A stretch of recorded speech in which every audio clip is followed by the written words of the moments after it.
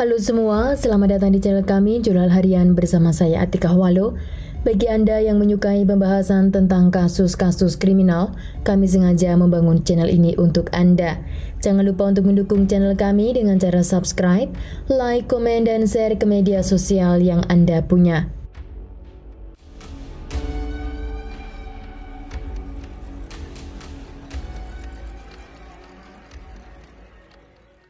Seorang wanita bernama Cibele de Paula Silveira, dia berusia 31 tahun dan bekerja sebagai bankir, tewas pada tahun 2015.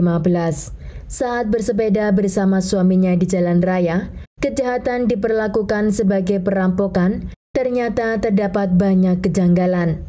Cibele telah menikah dengan suaminya yang bernama Eduardo de Oliveira Francisco selama 9 tahun. Cibele dikenal oleh keluarganya sebagai wanita yang bekerja keras, ceria dan juga sangat menyayangi keluarganya. Pada tanggal 30 November pada tahun 2015, Cibele melakukan rutinitasnya, yaitu bersepeda di jalan raya. Dan hari itu ditemani oleh suami dan salah seorang temannya. Namun hari itu kejahatan terjadi di jalan PR060 di kota Goiânia. Saat itu menurut polisi, Cibele sedang bersepeda dan dia memisahkan diri dari suami dan juga temannya. Lalu di tengah jalan, Cibele dihentikan oleh 3 orang. Salah satunya adalah laki-laki yang bernama Pedro Henrique Domingos de Jesus Felix. Masya Allah, ini namanya 1 meter ini. Dengan sepeda motor dan anak di bawah umur. Menurut penyelidik, Pedro mengambil sepeda Cibele dengan paksa, lalu melepaskan peluru tepat di kepala wanita itu. Ketika Eduardo dan temannya mengetahui jika Cibele terluka, mereka langsung menghubungi ambulan. Karena menurut Eduardo, istrinya masih dalam keadaan hidup. Saat itu, suami Cibele ikut mengantarkan istrinya ke rumah sakit. Dan setelah mendapat perawatan, dokter menyatakan jika Cibele tidak bertahan. Cibele dinyatakan meninggal di rumah sakit. Eduardo menangis tidak terkontrol ketika mendengar istrinya meninggal. Begitu juga saat pemakaman, menurut orang tua Cibele, Eduardo beberapa kali menangis secara tidak terkontrol di atas keranda istrinya dan menuntut keadilan kepada pelaku penembakan. Eduardo saat diwawancarai oleh salah satu stasiun TV, dia juga mengatakan agar hakim menjatuhi hukuman yang seberat-beratnya kepada para pelaku. Dan jika itu tidak terjadi, dia akan terus menuntut keadilan untuk istri tercintanya. Dalam kasus tersebut, Pedro Henrique, selagi pelaku penembakan, mendapat hukuman selama 22 tahun dan 5 bulan penjara. Investigasi yang dilakukan oleh polisi selesai selama 10 hari setelah kejahatan. Dan setelah selesai investigasi, berkas dan juga pelaku dikirim ke kantor kejaksaan. Yang dimana semua orang pada mencela Pedro Henrique atas perampokan yang mengakibatkan terbunuhnya Cibele. Namun anak di bawah umur yang terlibat dalam kasus tersebut yang tidak ditunjukkan wajahnya telah dibebaskan.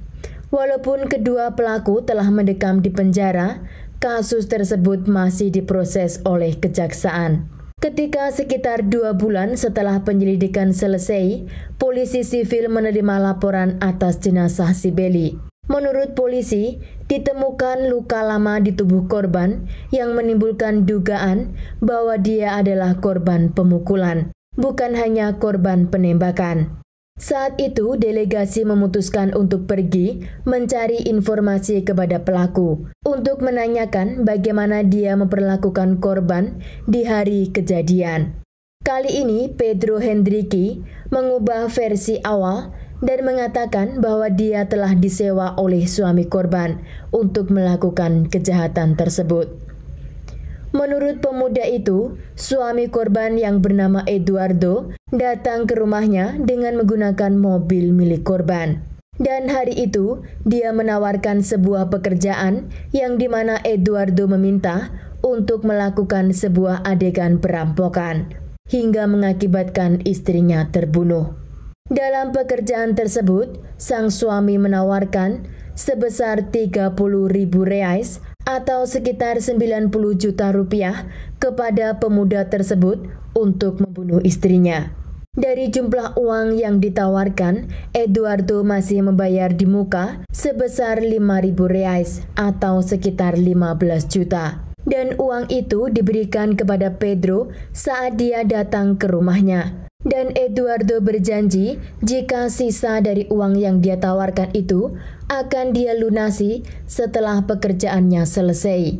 Pelaku Pedro mengatakan jika uang 30.000 reais akan dibagi dengan kedua temannya, 12.000 untuk orang dewasa dan 6.000 reais untuk anak yang di bawah umur. Namun karena Eduardo tidak memberikan uang sisa yang dia janjikan, maka Pedro Henrique mengatakan apa yang sebenarnya terjadi. Awalnya polisi tidak mempercayai dugaan keterlibatan suaminya dalam kematian si Belly.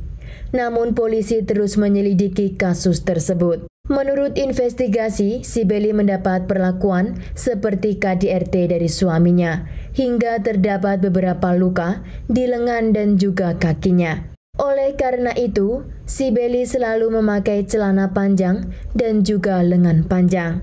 Menurut pengakuan si Belly kepada teman kerjanya, jika suaminya adalah tipe orang yang pecemburu berat dan juga bersifat temperamen. Investigasi juga mendapatkan bukti jika si Belly ternyata memiliki selingkuhan, yaitu teman kerjanya di sebuah bank. Dan hubungan antara si Belly dan selingkuhannya itu telah diketahui oleh suaminya Eduardo. Polisi kini menghubungkan apa yang dikatakan oleh pelaku penembakan dengan situasi rumah tangga korban. Bukan hanya itu saja, pelaku penembakan dan temannya yang telah dipenjara dalam tempat yang berbeda, mereka mengatakan hal yang sama, yang dimana mereka berdua tahu jika korban memiliki asuransi kematian dari tempat kerjanya sebesar 50.000 reais. Dan itu yang membuat polisi semakin yakin jika apa yang dikatakan mereka kemungkinan benar adanya. 2 tahun penyelidikan atas kasus si Belly, akhirnya pada tahun 2018 polisi memanggil suami korban untuk dimintai keterangan. Di ruang interogasi, Eduardo menyangkal semua tuduhan tersebut, bahkan dia mengatakan jika si Belly adalah wanita yang paling dia cintai. Eduardo memang merencanakan kematian istrinya untuk menguasai uang asuransi dari tempat kerjanya, mobil, dan juga apartemen milik istrinya. Dan yang lebih menguatkan motif tersebut, Eduardo lakukan sebelum istrinya melayangkan surat cerai dan dia bersatu dengan selingkuhannya. Beberapa hari kemudian, polisi yang telah mengantongi surat dari pengadilan atas penangkapan Eduardo ditangkap pada tanggal 9 September pada tahun 2018. Dan penangkapannya tersebut terjadi di sebuah apartemen yang dimana apartemen itu adalah milik si Belly. Dan 3 bulan kemudian Eduardo dibawa ke pengadilan dan di sana Eduardo dinyatakan bersalah karena menjadi otak pembunuhan kepada istrinya.